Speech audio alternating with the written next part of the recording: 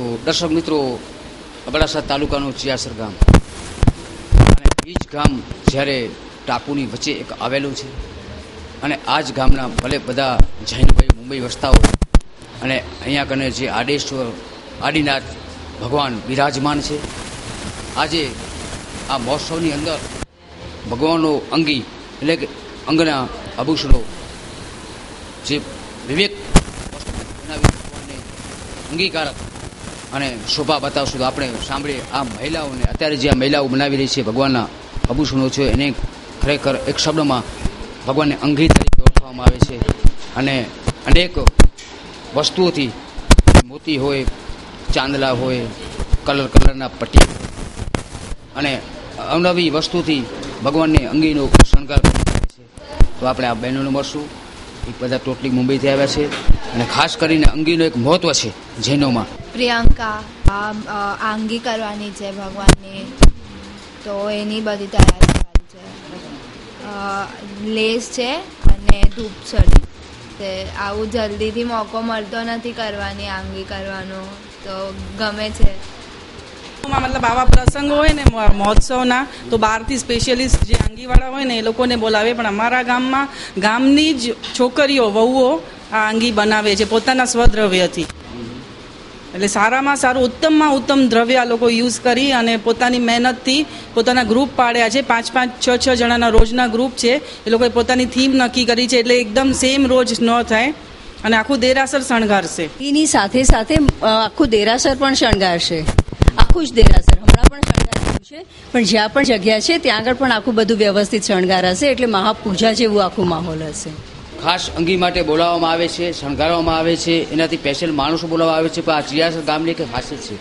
આ ગામમાં બહેનો અને વહુ દીકરીઓ પોતે જ ભગવાનની અંગીકાર કરે છે, અને નિરાશ પણ શણગારે છે, અને મહાપૂજા પણ કહેવાય છે. આ એક લાવો છે, અને આ લાવો ભાગ્યમાં હોય તો જ મળી શકે છે. જિનાલય ને આજે અર્ધશતાબ્દી મહોત્સવ ચાલુ છે, ત્યારે મુંબઈથી અહીંયા બધા આવ્યા છે. જેમાં આપણે જોઈ શકીએ છીએ કે મુખ્ય ખરેખર જે આપણે કચ્છનો પોશાક છે જૈન વેષ્ટીનો, આપણે જોઈ શકીએ છીએ કે આ એક જૂના પોશાકમાં આજે સજ્જ છે.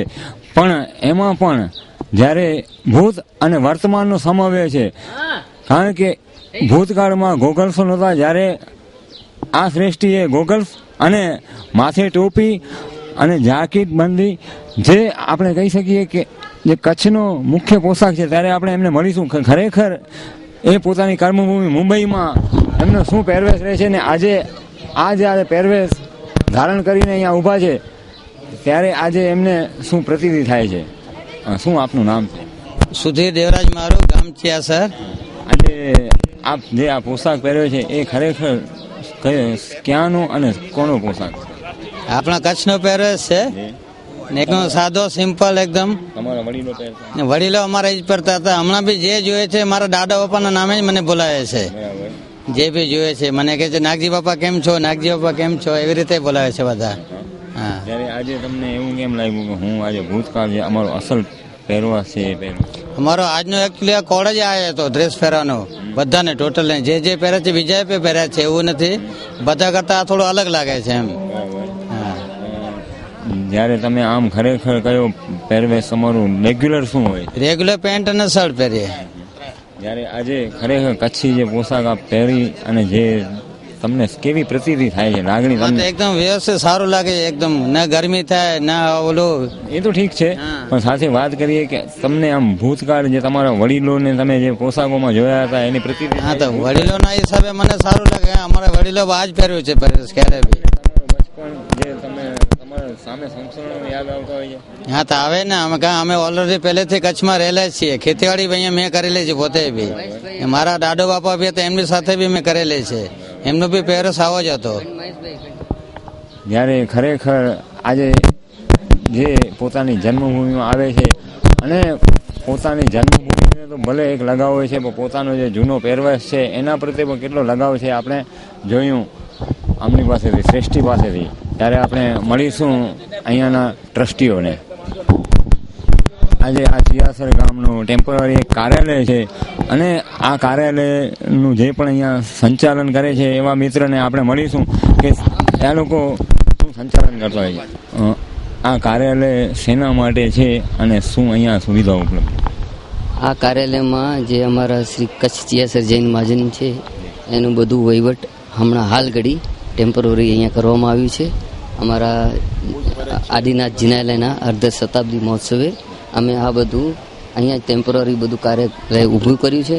આમાં જે લેતી દેતી છે, પછી જે કર્મચારી કામ કરે છે એમને આપણે જે બેચ આપીએ છીએ એ આપવાનું અને બાકી બધું અહીંયાથી સંચાલન કરવાનું એ બધું આ કાર્યાલયથી થાય છે. સંચાલનમાં અને શું શું સંચાલનો અને હા, હમણાં કાર્યાલય આ જ છે. હા, ટેમ્પરરી. આમ તો દેરાસરજી છે હા મહોત્સવનું, અને અહીંયાથી શું છે જો એનાઉન્સમેન્ટ છે એ બધી અહીંયાથી થાય છે.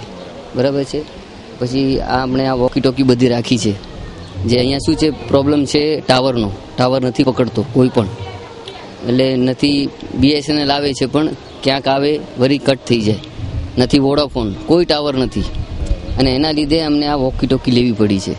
એટલે આટલા એરિયામાં અમને આસાન પડે, એટલે વોકી ટોકીનું અહીંયાથી સંચાલન. બાકી જે પણ જ્યારે આપે વાત કરી કે વોડાફોન છે અને અન્ય જે પણ મોબાઈલ સુવિધા આજે છે ઉપલબ્ધ, અહીંયા ટાવર નથી, એનાથી શું તકલીફો થાય છે ગામને? જુઓ હવે તકલીફો કોઈની સાથે સંપર્ક નથી થઈ શકતા અમારા, તો એટલા માટે અમે લોકો આ વોકી ટોકી રાખ્યા છે. 10 વોકી ટોકી લાવ્યા છે કે અમારા જે બી કાર્યકર્તા જે બધા અલગ અલગ અમે જે આપી દીધા છે, બધાને અલગ કામ આપ્યા છે. કોઈની સાથે કંઈ સંપર્ક કરવો હોય તો આ વોકી ટોકીથી અમે આસાનીથી સંપર્ક કરી શકીએ છીએ, એટલા માટે અમે આ વોકી ટોકી રાખ્યા છે. જ્યારે આપે વાત કરી, આપે અહીંયા વોકી ટોકીનો ઉપયોગ કરો છો મહોત્સવ પૂરો, અને એના પછી પણ જ્યારે ગામ આમ તો જોવા જઈએ તો સંપર્ક વિહોણો થઈ જાય છે ને? જો હમણાં લગભગ છે ને આ પ્રોગ્રામ ચાલુ થયો એના લગભગ 20-25 દિવસ પહેલા વોડાફોનના અધિકારી ભુજથી આવેલા, અને આ મોમાઈ ભવન છે અમારું, મોમાઈ માતાજીનું, એની ટેરિસ ઉપર જઈ અને એ લોકોએ રેન્જ જોઈ. બરાબર છે. હવે કેન્દ્ર સરકારનો કંઈ નિર્ણય એવો છે કે એ લોકો અમુક રેન્જ જ રાખે છે, પછી રેન્જ આપતા નથી. એના લીધે અને આ ડુંગરાઓ છે આજુબાજુ, તો ડુંગરાઓને લીધે આ ટાવરનો પ્રોબ્લેમ છે એ અધિકારીઓએ કીધું, અને એમણે શું કીધું કે અમે આ જોયું, હવે તમને અહીંયા પરમેનન્ટ ટાવર જ જોઈએ, અને આટલા ટૂંકા ગાળામાં તો ટાવર ઊભું થાય નહીં. બરાબર છે.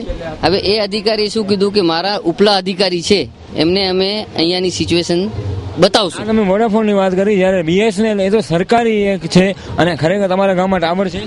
નથી, ટાવર છે જ નહીં. અહીંયાથી BSNL કોટડા રોવા ઓછામાં ઓછો 15 કિલોમીટર થાય. એની કેટલી રેન્જ છે? આમ BSNL રેગ્યુલર ચાલતું હોય છે? આવે છે પણ વાત કરતા કટ થઈ જાય ક્યારેક. ધન્યવાદ. મિત્રો, જ્યારે આવા નાના ગામડાઓ ચારે બાજુ વનરાજી અને ડુંગરાળ પ્રદેશ છે, ત્યારે એક આટલો મોટો મહોત્સવ કરે છે, બરાબર છે, તે છતાં પણ ગામ સંપર્ક વિહોણું રહે છે. આ એક ખરેખર દુઃખની બાબત છે. ત્યારે સરકારે ખરેખર આવા અંતરિયાળ ગામડાઓ માટે પણ વિચાર કરવો જોઈએ, અને BSNL એ સરકારી ટાવર છે અને સરકારી મોબાઈલ સુવિધા છે. આજે ટેકનોલોજી બહુ આગળ પહોંચી ગઈ છે, અને લોકો, આપણે વાત કરીએ કે દુનિયા મુઠ્ઠીમાં, પણ ખરેખર આ મુઠ્ઠીમાં છે. ત્યારે ખરેખર આપણી સરકારે વિચારવું જોઈએ કે આવા અંતરિયાળ ગામડાઓને પણ સાથે સંવારી અને ચાલવું જોઈએ, જેના માટે જે પણ BSNLની સુવિધા છે એના માટે ફ્રિકવન્સી વધારવી જોઈએ, એ અનિવાર્ય છે.